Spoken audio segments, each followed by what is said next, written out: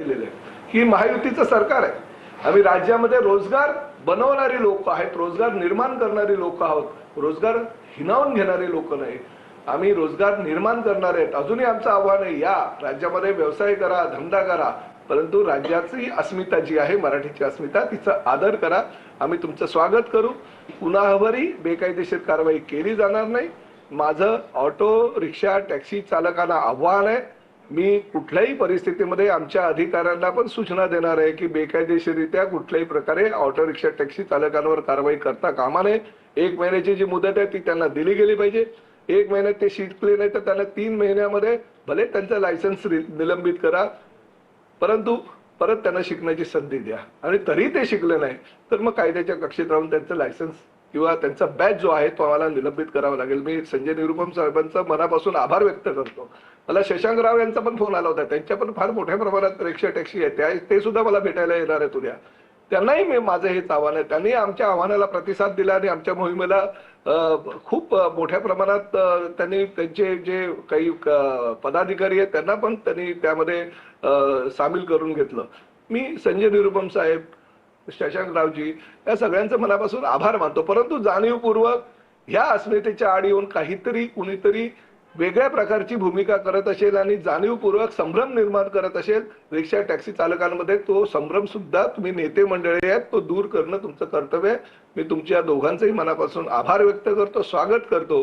आणि बेकायदेशीररित्या जर आमचे लोक कारवाई करत असेल त्यांना पण आवर घालण्याचं काम परिवहन मंत्री म्हणून मी निश्चितपणे करेन. जे शेअर ऑटो आहे ते प्रवास करताना 4 लोकांना घेऊन जातात, मग अशा लोकांवरती प्रशासनाच्या वतीने नाही बघा, हा मुद्दा फक्त आता मराठीचा आहे. मराठीची अस्मिता घेऊन आम्ही पुढे चाललेलो आहे. वेगवेगळे विषय, बऱ्याच तक्रारी आहेत ऑटो रिक्षा टॅक्सी चालकांच्या विरोधामध्ये. जवळचं भाडं घेत नाही, जाणीवपूर्वक लांबून प्रवास करतात, अरेरावीची भाषा करतात, चुकीच्या पद्धतीनं कुठेही गाडी पार्क करतात, आम्ही गाडी थांबवली तर गाडी थांबवत नाही वगैरे, अशा प्रकारे अनेक तक्रारी त्यांच्या आहेत. परंतु आजचा विषय किंवा शासनाची भूमिका ही फक्त आणि फक्त मराठी अस्मितेविषयी आहे. आणि मराठी अस्मितेला माननीय संजय निरुपम हे तर सामन्याचे संपादक होते, शिवसेना प्रमुख आदरणीय बाळासाहेब ठाकरे यांच्या नेतृत्वाखाली त्यांनी काम केले. त्यामुळे माझ्यापेक्षा जास्त त्यांना मराठी अस्मितेची जाण आहे आणि त्या पद्धतीने ते काम करतायत. मी त्यांचं मनापासून आभार व्यक्त करतो. आणि त्याचबरोबर तुमची जी भूमिका तीच आमची भूमिका आहे. कुठल्याही प्रकारे कुणाचाही रोजगार हिरावून आम्ही घेणार नाही. प्रत्येकाला संधी देऊ, नैसर्गिक न्यायाप्रमाणे संधी देऊनच आम्ही कारवाई करू. परंतु कोणी जर बेकायदेशीररित्या मुजोरी करत असेल, मगरुरी करत असेल, आम्ही महाराष्ट्रात राहू, कामधंदा करू, पैसे कमवू आणि मराठीची अस्मिता आम्ही टिकवणार नाही, मराठी भाषेवर आम्ही प्रेम करणार नाही, तुमको जो करणे का करो, ही जर कोणाची मुजोरी असेल तर ती मुजोरी मोडून काढण्याचं काम परिवहन मंत्री म्हणून प्रताप सरनाईकला करावं लागेल. सर्व मराठीची सक्ती केल्यानंतर कुठेतरी रिक्षा चालक जे आहे त्यांना रूट बदलताना पाहायला मिळतात, वेगवेगळ्या गोष्टी होत आहेत. काही नेत्यांनी म्हटलं मी हायकोर्टात नाही, माझं आव्हान आहे, बघा न्यायालयामध्ये प्रत्येकाला अधिकार आहे, प्रत्येकाने जावं. नैसर्गिक न्यायाप्रमाणे राज्य शासनाची भूमिका कायम आहे. आम्ही अजूनपर्यंत कोणावरही मराठीच्या मुद्द्यावर कुणाचं लायसन्स किंवा बॅच रद्द केलेलं नाही. कुणाला लांबची गोष्ट 20-25 हजार 500 रुपये सुद्धा दंड लावण्यात आलेला नाही. मी निरुपम साहेबांना हेच सांगितलं, तुम्ही मला पुरावे द्या, मी त्या आरटीओच्या अधिकाऱ्यांवर सुद्धा निश्चितपणे कारवाई करेन.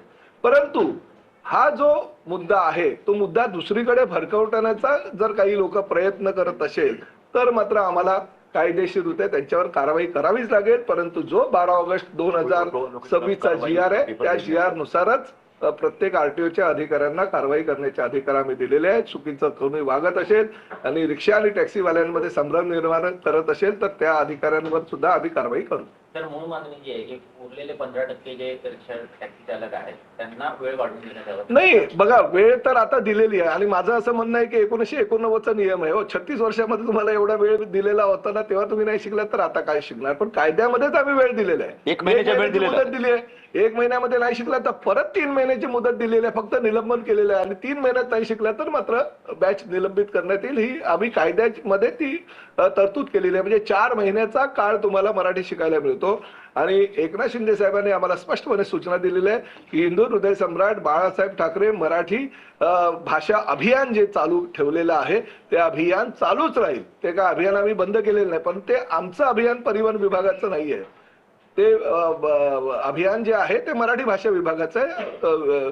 त्यांनी त्या खात्याला स्पष्टपणे सूचना केलेल्या आहे की ते अनुदान सुद्धा जे आहे साहित्यिकांचं ते कायम ठेवावं, त्यांचं अभियान सुरुवात ठेवावं. पूर्वीच्या जसे 180 क्लासेस होते ते क्लासेस कंटिन्यू मराठी शिकण्यासाठी चालू राहतील.